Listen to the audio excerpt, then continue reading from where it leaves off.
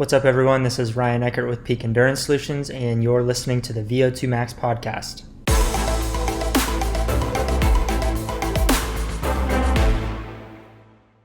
What's up, everyone? Welcome back, or if this is your first time listening to our podcast, then thank you for joining us. Hope you enjoyed today's episode. Today I'm going to be talking about compression or the effects of compression garments on recovery and performance. So there's two different kind of buckets or topics that I'm going to talk about. I'll focus more on the performance side of using compression garments first, and then I'll focus a little bit more on the recovery side. And so when I say compression garments, that essentially means anything that's an article of clothing that you can wear that's compressive in nature.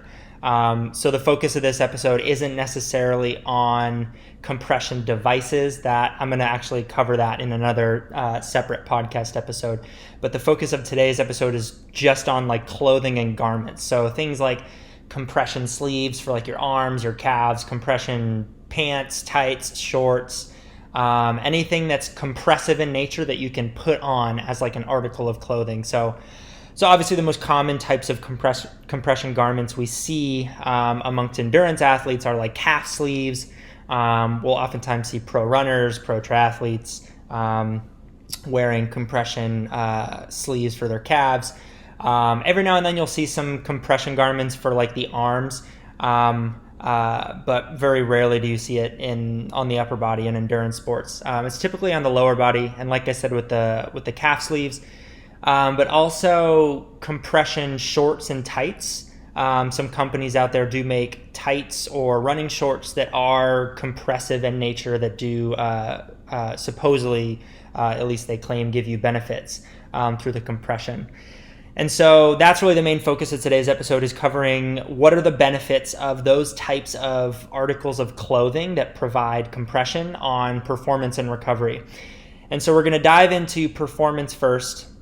Before we can talk about what some of the research says, we need to know what are some of the purported benefits or claims of these types of clothing on athletes. So very often you'll see, if you go to different companies' websites that make compression clothing or articles of clothing that provide compression, you'll very often see that they claim that it improves performance through an increase in or a reduction in the energetic cost of exercise. Now, how does it do this? Well, in theory, it's supposed to reduce the energetic cost of exercise or make you more efficient by essentially increasing blood flow to the musculature. So if you think about it, and this is true with compression garments, when you put on compression clothing or garments, blood flow to that area tends to increase. And this increases what's known as muscle perfusion, which is just essentially a fancy word for saying that there's more muscle, or there's more blood flow going into the capillary beds of the muscle, and therefore you're getting like a greater oxygen supply to the muscle because you're getting more blood flow diverted to that muscle or those muscle groups in which the compression garments are covering. So for example, if you were to put on calf sleeves or compression calf sleeves, in theory, you'd get an increase in blood flow to that area, which would, in theory, increase the oxygen supply to those muscles, which would help make you more efficient or economical during exercise. Another way in which that it's reported or theorized that compression garments work is by decreasing what's known as muscle oscillation, which is essentially just a fancy way of saying that the muscles like move around less, right? So it essentially helps keep the muscles more like rigidly in place. And it's thought that by, for example, not wearing compression garments, if you're just going out for a run, all the jostling around of the muscles decreases the efficiency and economy at which you're running at. And this is a little bit more apparent for weight-bearing sports such as running.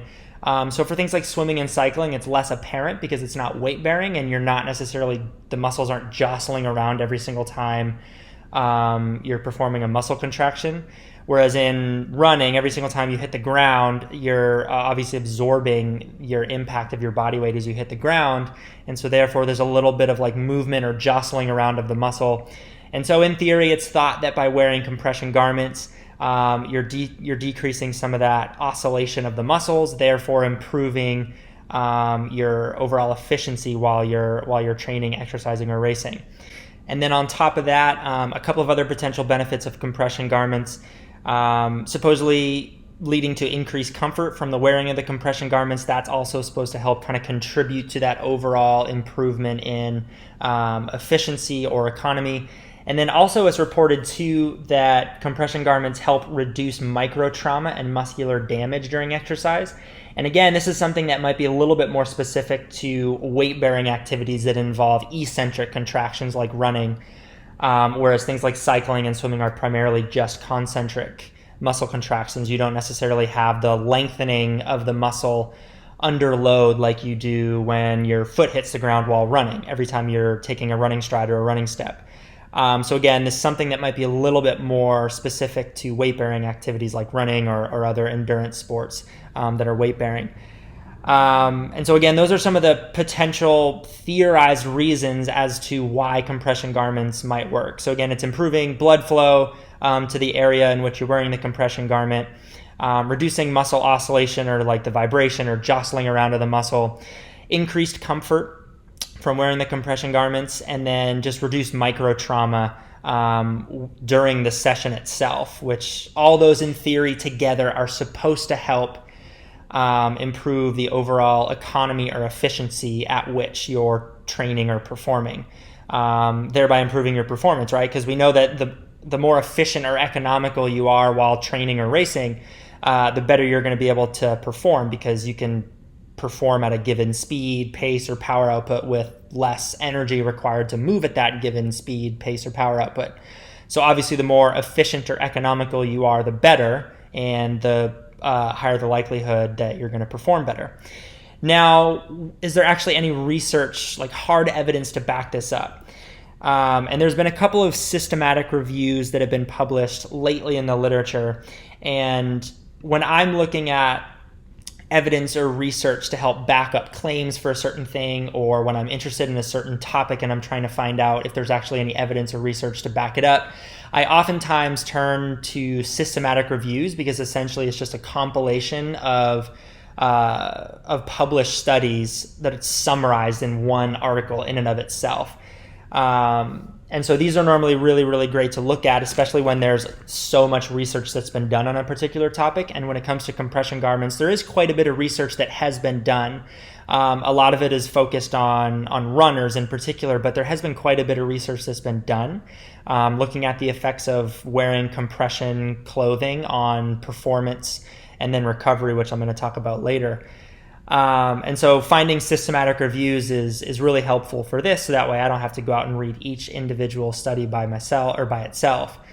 And so there have been a couple of pretty good systematic reviews that have been published lately. And so a really good one was published by a group of researchers, Beliard and colleagues, back in 2015.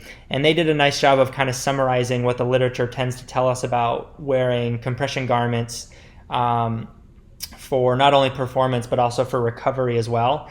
And when it comes to performance, there doesn't seem to be much hard evidence to back up some of those claims. And I looked at another more recent systematic review as well from 2019. And in both of these studies, they don't tend to find, with the research that they're including in their review, that wearing compression garments leads to any kind of significant or measurable difference in performance outcomes. Now, again, remember that wearing compression garments is supposed to lead to an improvement in economy or efficiency. So most often those are the outcomes that are looked at when wearing compression garments in these research studies. Is they'll gather up athletes, they'll have them wear compression garments and then not wear compression garments, and compare the two different groups on a variety of different performance outcomes or performance measures. And typically it's some kind of like time trial related performance outcome to see if there's any kind of improvement in like time to exhaustion or a reduction in the time that it takes to complete a specific distance, something of that nature. And in the specific review that I referenced that was published by Beliard and colleagues back in 2015, of 10 studies that they included in their review, in which those studies focused on the effects of compression garments on performance outcomes, 9 of those 10 studies didn't show any kind of benefit of compression garments on performance. Now, interestingly, there was one study of those 10 that did show an improvement, and they essentially found that wearing compression calf sleeves in comparison to just traditional non-compression running socks, the runners that were wearing the calf compression socks were able to perform a greater total work on an incremental treadmill test to exhaustion. And they also displayed some small increases in the speed that they could maintain at their anaerobic or lactate threshold. And this kind of signifies an improvement or a potential improvement in running economy, because if you can perform or if you can move or run at faster speeds at anaerobic threshold wearing the compression socks versus not, that might kind of hint or signify that they're a little bit more economical and they can therefore run at a slightly faster speed at their threshold effort. So kind of hinting at a little bit of a potential for it to improve economy or efficiency. But in general, when you're looking at like a body of research to support a claim, in order to kind of start leaning towards validating that claim, or in this case, validating the fact that compression garments does actually have an effect on performance, you would hope to see that more often than not, the majority of the studies or the research that's been done shows benefits on performance. And in this case, we kind of tend to see, and this is across multiple systematic reviews that I've looked at. So again, the more recent one that I looked at in 2019 also kind of summarized and concluded the same thing, that there's just more often than not, we tend to see that compression garments don't necessarily have a measurable effect on performance outcomes. And again, like I said, most of this has been done in runners, a little bit in cycling, but so for some endurance sports, we don't necessarily know per se because we haven't necessarily tested the effects of compression garments on that specific sport.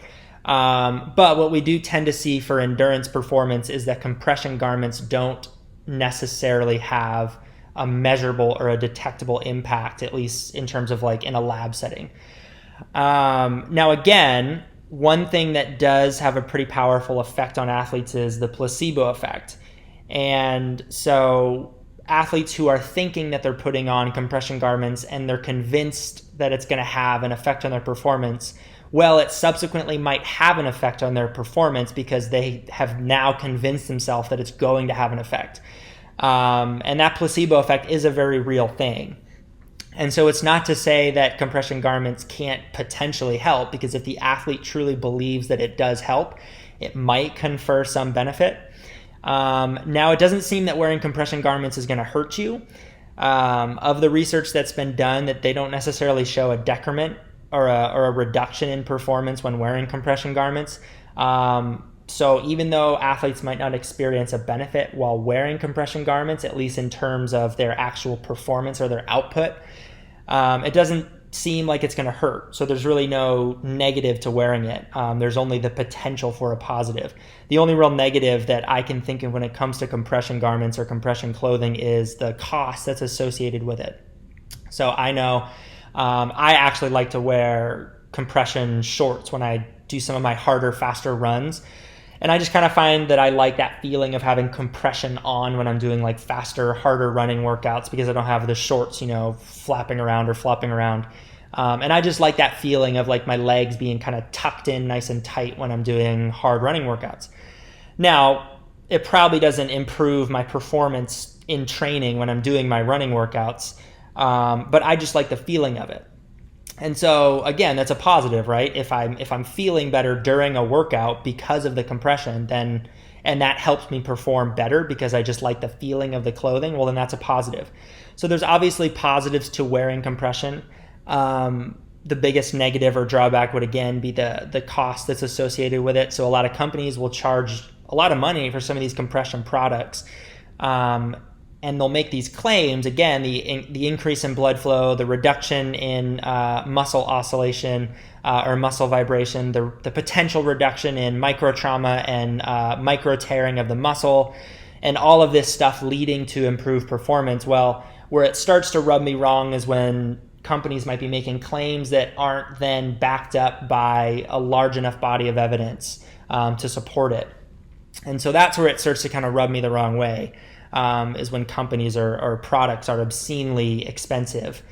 And then they're charging you lots of money for these products and making these claims, where then these claims might not necessarily be backed up with a lot of evidence. So again, that's what the research tends to tell us, at least surrounding compression garments for performance. Now, when it comes to wearing compression garments for recovery, that's a slightly different story.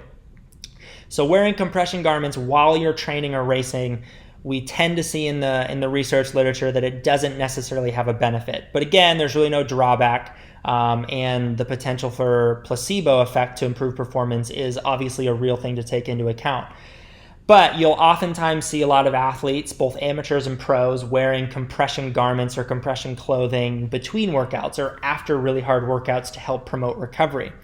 Now, it does so happen to be the case that there is a little bit more evidence to suggest that there might be some actual benefits to using compression clothing or garments post-workout or between sessions to help facilitate recovery.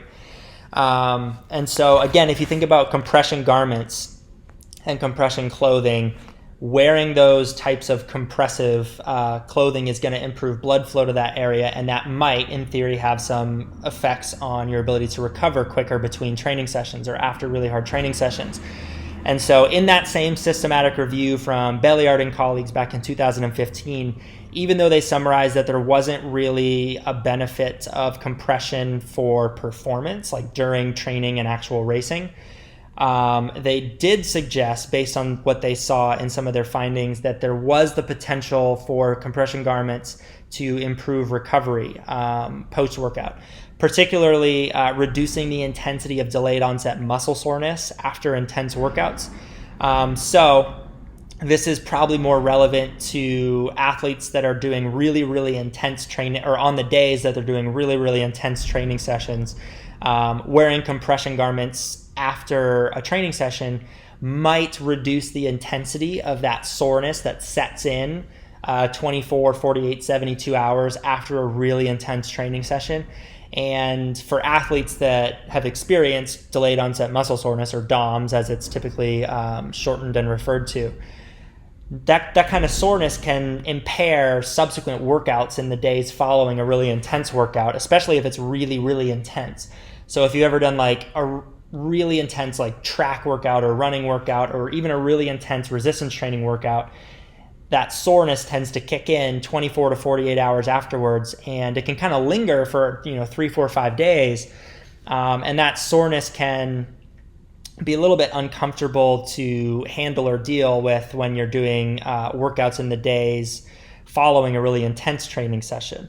And so if you can reduce the intensity of that delayed onset muscle soreness, that might then benefit subsequent training sessions. And so that's one thing that they found in that review back in 2015. And so that is one thing that you tend to see as well with a lot of athletes, is that sometimes individuals will claim that wearing compression socks or calf sleeves, or wearing compression pants or tights post-workout, they tend to feel like they aren't as sore in the following days. And again, some of that might just be placebo, because again, an athlete could convince themselves that the compression garments are gonna make them recover faster, and therefore they might alter their physiology through their thinking, right? They've convinced themselves that it's going to have a physiological effect, and we know that that might actually lead to an actual physiological effect. So again, the placebo effect is also very relevant here as well, but it does seem like there is some actual measurable and detectable differences, at least in like a research and lab-based setting, when it comes to wearing compression garments post-workout and its effect on reducing the intensity of delayed onset muscle soreness. Now, when it comes to looking at recovery between workouts or after workouts, there's a lot of different outcomes that researchers will look at in the literature. Delayed onset muscle soreness is just one of them. Researchers will often look at things in the blood, such as like creatine kinase, which is just like essentially a generalized marker of like muscle damage. So researchers can look at that after workouts to see if like different recovery modalities have an effect on reducing creatine kinase concentration in the blood post-workout. There's a lot of other different types of outcomes that researchers will look at. So obviously just looking at one outcome in delayed onset muscle soreness is one of many potential outcomes that we could see an effect on. So just saying that, or just summarizing that compression garments and its potential to reduce the intensity of delayed onset muscle soreness, while that's great, it doesn't necessarily mean that, okay, 100% for sure compression garments is gonna make everyone recover better after really intense training sessions. But it does seem like we tend to see more research studies that show this outcome than not. So in kind of looking at the effects of compression garments on performance and recovery, it kind of seems like compression garments might have a little bit more traction when it comes to being worn post-workout, particularly after really intense training sessions, to help facilitate speedier recovery after intense training sessions. When it comes to compression garments being worn like during training or even during racing, doesn't really seem like there's much evidence to back that up, that it's actually going to improve performance, whether it's in training or racing.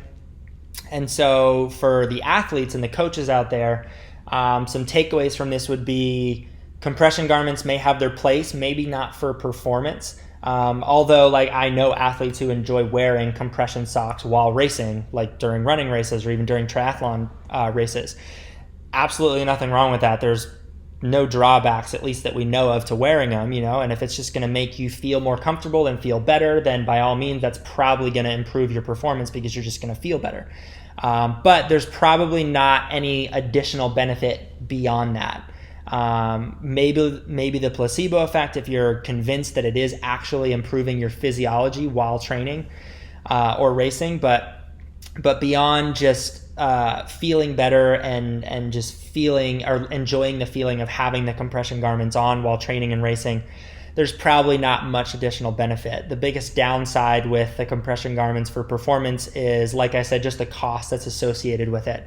And just some of the unfounded claims that a lot of these companies make. So just be very cautious when you're like reading some of these headline claims on companies' websites that make compression garments or compression clothing.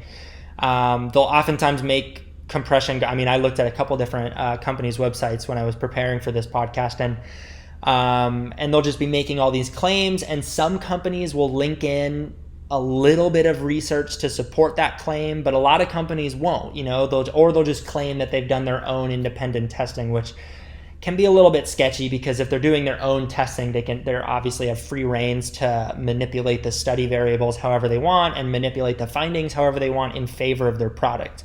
So oftentimes when you're looking at companies to see if they've done or if they have research to back up their claims, you usually want to make sure that you're looking at research that was done by other people outside of the company. It's fine if someone from within the company was, say, among the list of authors on a research study, but you don't typically want companies to be doing their own testing because there's a little bit of an inherent bias there with them wanting to see results that are supporting or in favor of their products, right? And so it's kind of hit or miss on companies' websites whether or not you'll see research backing up their claims. I saw some that did, I saw some that didn't. But just being like a smart consumer or smart shopper when it comes to looking at not only compression products, but any type of product out there. It's pretty common for companies to make claims and then not have those claims be backed up by evidence. And then that leads people into buying expensive products or articles of clothing that may or may not really do what the companies claim that it's supposed to do.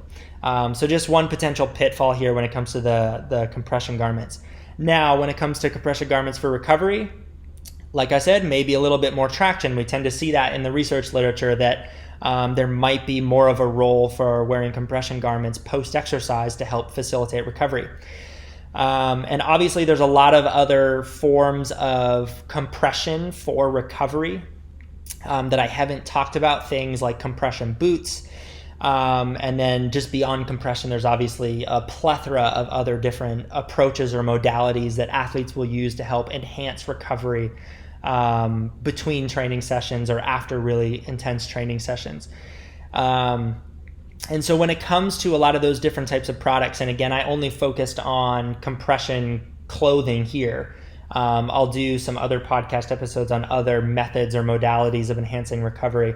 But what you want to think about when it comes to recovering post-exercise or in between training sessions is sometimes the goal isn't necessarily to like reduce the body's response to intense training, right? Like we want like the inflammatory response post-exercise serves benefits, right? We need that response after training in order to maximize the physiological adaptations that take place, right?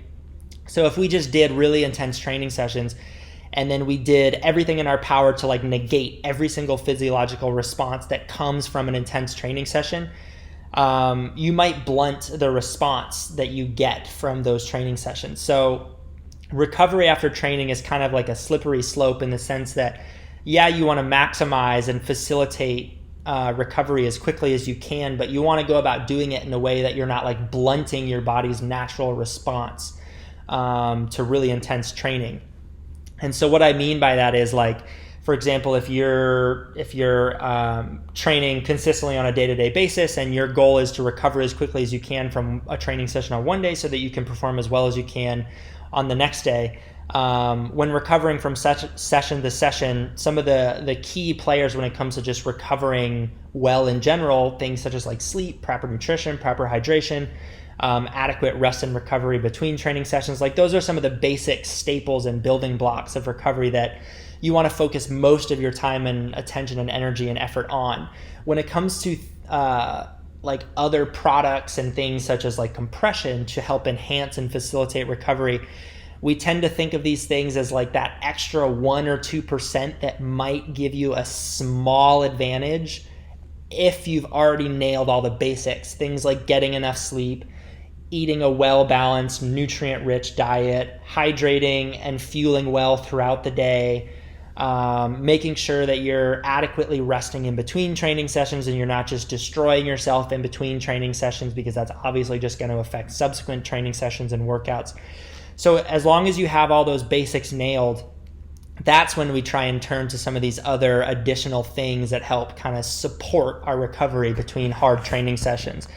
And so compression garments, while they might have their place in potentially reducing the intensity of delayed onset muscle soreness, again, one key kind of take home from this is while they may help, they're not the be all end all, just like other devices and products out there aren't the be all end all. No device, supplement, product, article of clothing is ever going to replace getting enough sleep, eating a well-balanced, nutrient-rich diet, hydrating well throughout the day, those sort of basic building blocks. So that's where you should focus most of your attention and time and energy, at least from like an athlete's standpoint. And if you're a coach, that's what you should obviously be trying to promote first and foremost.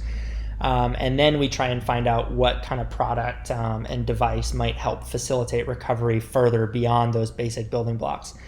So just to kind of summarize again, coming back around full circle, it seems that based on the available evidence that's out there, compression garments might not have much traction when it comes to enhancing actual performance, especially when it comes to racing. So again, wear them if you like it, but again, don't necessarily go out and buy a whole bunch of compression garments based on companies' claims that it's going to drastically improve your performance, because it most likely isn't based on what we see in the literature. And then when it comes to compression garments and clothing for recovery, it definitely can't hurt. I think it could be something that, based on the research that we see, if it helps actually reduce the intensity of delayed onset muscle soreness, that's only going to be a good thing, because it's going to allow you to train a little bit more efficiently, a little bit more comfortably in subsequent training sessions. And so that can only be a potential good thing. And again, there's really no potential drawbacks to either of these scenarios. So if you want to just try it out and you're willing to bite the bullet and spend a little bit of money on like compression sleeves or socks or even like compression tights, definitely worth a shot to see if it does help you feel any better. between training sessions, and if it does actually reduce the intensity of soreness for you between training sessions. So no harm, no foul there. Again, just the cost that's associated with it. So hopefully you found this episode interesting. I'm always very interested in just like products and devices and things that are promoted by companies out there. I like to kind of look into the literature and see if there's actually claims to support what companies are actually claiming, because sometimes, like I said, companies will claim things that aren't necessarily backed up by evidence. And so it's really common to hear other athletes just claiming, individually based on their own experience that, oh yeah, this works and other athletes should do it. Or sometimes we'll even hear coaches throwing around that this for sure works and you should definitely do it. But what's the actual evidence behind some of those claims, right? Like I said, placebo effect can be a powerful thing. So one athlete might try compression socks and they might go out and have like a PR half marathon day, not because of the socks, but just because they trained really well and they had a really good day and they had a PR performance. But they might blame it on the socks or attribute it to the socks because it was the first time that ever won compression socks in a race. And then they might go around spreading, to other athletes that they're friends with, like, oh yeah, compression socks, they make a massive difference. I loved them. I just ran like a PR half marathon. You should definitely try them. And that's kind of how these things start to spread, and how myths and misconceptions start to spread. So my goal here is just to kind of share with you what the actual science and evidence is out there that we know of right now and that we're aware of. And so hopefully I did a good job with that for you in terms of summarizing what we know about compression garments and its effects on performance and recovery. If you have any questions on this, feel free to reach out to me via my email or through our website. As always, I'll be sure to link those two forms of contact down into the show notes below. And I'll also be sure to link in those couple of systematic reviews that I referenced for you, just so that you can read through them if you are curious into reading a little bit more about those reviews and the studies that they included and what they ended up finding and concluding. So I'll be sure to link those down into the show notes for you as well. Again, I hope you enjoyed this episode. I hope you got something out of it, whether you're an athlete or a coach. Always feel free to reach out to me if you have any questions on this stuff or if you want more info on it. Thanks for tuning in today, and I'm looking forward to you guys joining us next time.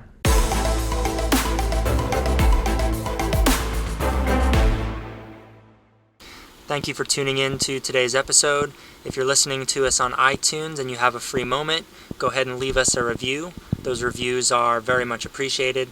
And if you know of anyone who would be interested in following along to our podcast, please be sure to share this episode with them and let them know to subscribe.